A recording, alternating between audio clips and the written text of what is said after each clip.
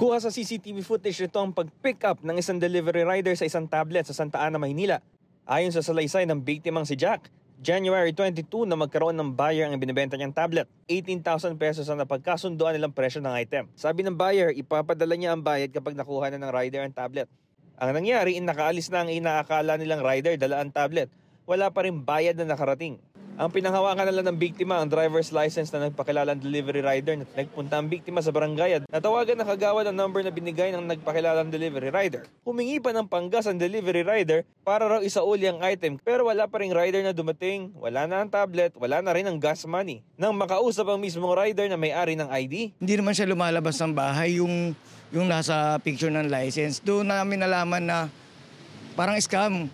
Sabi ko, nakita mo ba yung mukha? Yung binuksan ba yung helmet nang binigay sa inyo yung ID? Sabi, hindi.